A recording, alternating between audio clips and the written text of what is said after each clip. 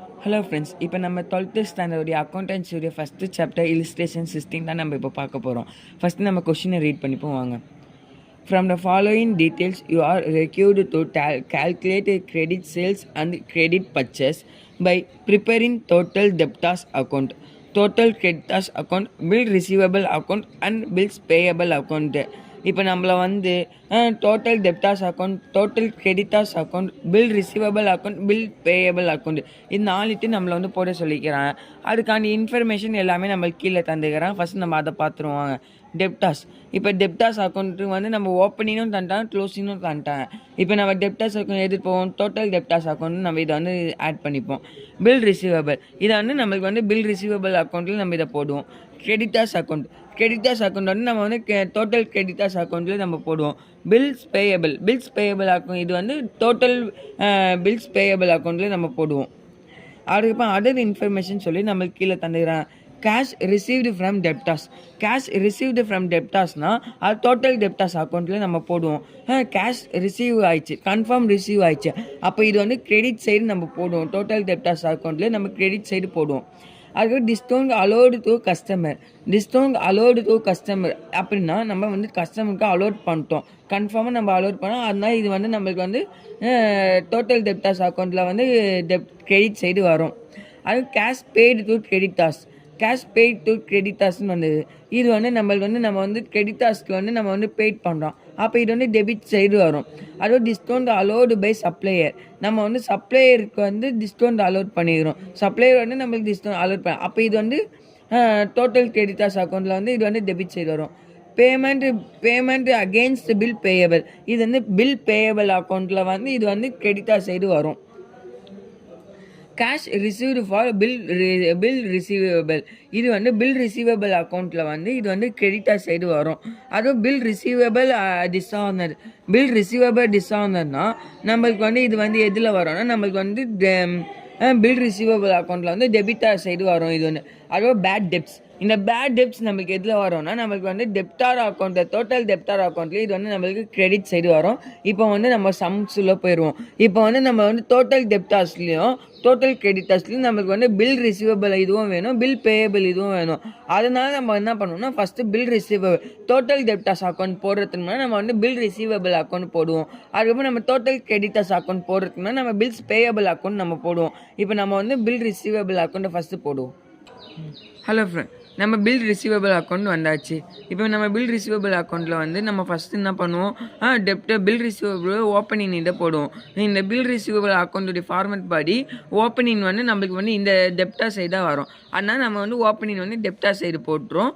To balance பிடி 5000 போட்டுருவோமா.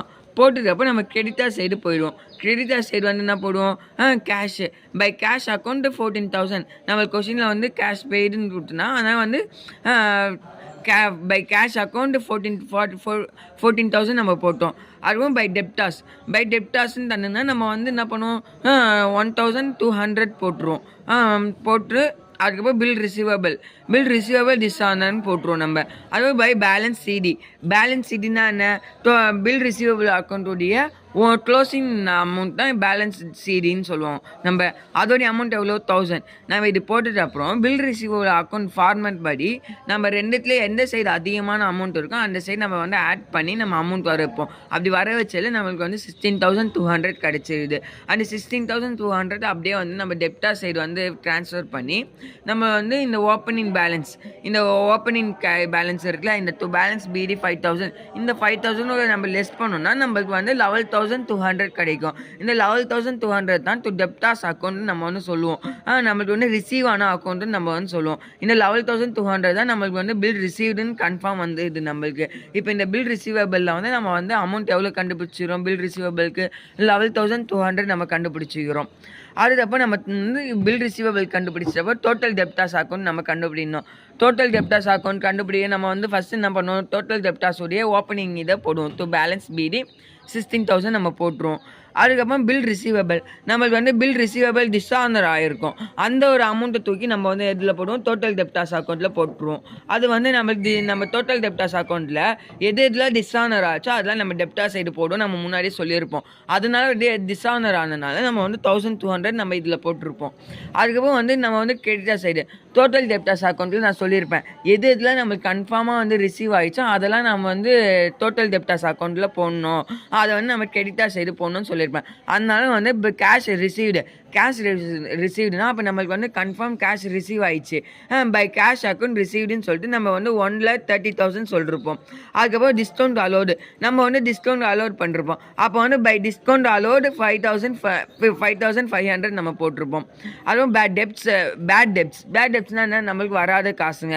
அப்போ நம்மளுக்கு கன்ஃபார்ம் வராத காசுனால நம்ம வந்து பை பேட் டெப்ட்ஸ் அக்கௌண்ட் சொல்லிட்டு 3,500 போட்டிருப்போம். அதுக்கப்புறம் நம்ம வந்து பில் ரிசீவபிள் கண்டுபிடிச்சிருவோம். பில் ரிசீவபிள்னால் என்ன, நம்மளுக்கு வந்து பில்ஸ் வந்து இது அதோடைய அமௌண்ட் எவ்வளோ 11,200 நம்ம கண்டுபிடிச்சோம். ஆனால் பில் ரிசீவபிள் அக்கௌண்ட் சொல்லி நம்ம போட்டு 11,200 நம்ம போட்டுருவோம். அதுக்கப்புறம் பில்ஸ் பே, அதுக்கப்புறம் நம்ம பேலன்ஸ் சிடி, இந்த டோட்டல் டெப்டார்ஸ் அக்கௌண்ட்டோடைய இது க்ளோசிங் பேலன்ஸை வந்து நம்ம போடுவோம். 55,000 இதை போட்டதுக்கப்புறம் நம்ம டோட்டல் டெப்டார்ஸ் அக்கௌண்ட் ஃபார்மேட் படி நம்ம வந்து என்ன பண்ணுவோம், எந்த சைடு அதிகமாக வந்து அமௌண்ட் இருக்கோ அந்த சைடு நம்ம ஆட் பண்ணுவோம். ஆட் பண்ணி நம்ம என்ன பண்ணுவோம், அதை வந்து ஆட் பண்ணி அமௌண்ட் கண்டுபிடிச்சி 2,05,200 நம்ம கண்டுபிடிச்சிக்கிறோம். அதை வந்து நம்ம அப்படியே டெப்டார் சைடு வந்து ட்ரான்ஸ்ஃபர் பண்ணி மேலே கொடுத்துற அமௌண்ட்டெல்லாம் வந்து ஆட் பண்ணி எவ்வளோ அமௌண்ட் வருதோ அந்த அமௌண்ட்டோட வந்து இந்த 2,05,000 வந்து நம்ம லெஸ் பண்ணோன்னா நம்மளுக்கு வந்து சேல்ஸ் கிரெடிட் கிடச்சிரும். சேல்ஸ் நம்ம வந்து டோட்டல் டெப்டார்ஸ் அக்கௌண்ட் எதுக்கு நம்ம போடுவோம், சேல்ஸ் கிரெடிட்னு நம்ம சேல்ஸ் வந்து எவ்வளோ, நம்ம வந்து இப்போ வந்து சேல்ஸ் எவ்வளோக்கு நம்ம பண்ணிக்கிறோம், நம்ம கிரெடிட் கடனுக்கு எவ்வளோ நம்ம சேல்ஸ் பண்ணிக்கிறோம் அப்படின்னு சொல்லிட்டு கண்டுபிடித்தோன்னா நம்ம வந்து டோட்டல் டெப்டார்ஸ் கண்டுபிடிச்சு சொல்லியிருப்பாங்க. நம்ம டோட்டல் டெப்டார்ஸ் கண்டுபிடிச்சாச்சு. இப்போ நம்ம டோட்டல் டெப்டார்ஸ் அக்கௌண்ட்டோடைய ஆன்சர் நம்ம கண்டுபிடிச்சிட்டோம். சேல்ஸ் கிரெடிட் எவ்வளோன்னு நம்ம கொஷினில் என்ன கேட்டோன்னா சேல்ஸ் கிரெடிட்டை வந்து இதெல்லாம் வச்சு கண்டுபிடிச்சோன்னால நம்ம சேல்ஸ் கிரெடிட் கண்டுபிடிச்சாச்சு. அடுத்து நம்ம வந்து பர்ச்சேஸ் கிரெடிட் நம்ம கண்டுபிடிக்கணும். பர்ச்சேஸ் கிரெடிட் கண்டுபிடிக்கணும்னா நம்ம வந்து டோட்டல் கிரெடிட்டார்ஸ் அக்கௌண்ட் நம்ம போடணும். டோட்டல் கிரெடிட்டார்ஸ் அக்கௌண்ட் போடணும்னா நம்ம டோட்டல் கிரெடிட்டார்ஸ் அக்கௌண்ட்டு நம்ம எவ்வளோ பில் பே பண்ணிக்கிறோம், பில் பேயபிள் எவ்வளோ பண்ணிக்கிறோம் அப்படின்னு சொல்லிட்டு நம்ம பார்க்கணும்.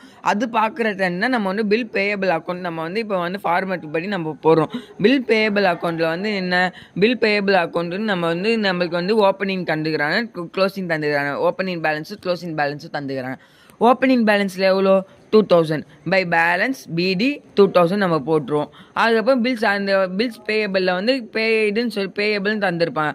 கேஷ் அக்கௌண்ட் பில்ஸ் பேய்டுன்னு சொல்லி நம்ம வந்து போட்டு 7,000 போட்டுருவோம். அதுக்கப்புறம் க்ளோசிங் பேலன்ஸ் என்ன, bills payable closing balance to balance CD 3,000 amount நம்ம போட்டு நம்ம வந்து பில்ஸ் பேயபிள் அக்கௌண்ட்டோடைய ஃபார்மேட் படி நம்ம எந்த சைடு அதிகமான அமௌண்ட் இருக்கோ அந்த சைடு ஆட் பண்ணுவோம். நம்மளுக்கு வந்து டெப்டார் சைடு அதிகமான அமௌண்ட் இருக்குது, அதனால் டெப்டார் சைடு ஆட் பண்ணி நம்ம 10,000 வர வச்சோம். 10,000 இந்த அமௌண்ட் அப்படியே கிரெடிட்டார் சைடு ட்ரான்ஸ்ஃபர் பண்ணி இந்த ஓப்பனிங் பேலன்ஸ் இருக்குது, இந்த ஓப்பனிங் பேலன்ஸ் இந்த 2,000 வந்து நம்ம இந்த 10,000 வந்து மைனஸ் பண்ணோம்னா நம்மளுக்கு வந்து சன்ரைட் கிரெடிட்டார்ஸ் கிடச்சிரும். சன்ரைட் கிரெடிட்டார்ஸ் என்ன, பில் அக்செப்டடு, நம்ம வந்து பில் பே பண்ணி அக்செப்ட் ஆனது, கன்ஃபார்ம் பில் நம்ம பே பண்ணிட்டோம்னு நம்ம சொல்கிறது தான் பில் அக்செப்டன்னு நம்ம சொல்லுவோம். அதோடைய அமௌண்ட் நமக்கு கிடச்சிருச்சு 8,000.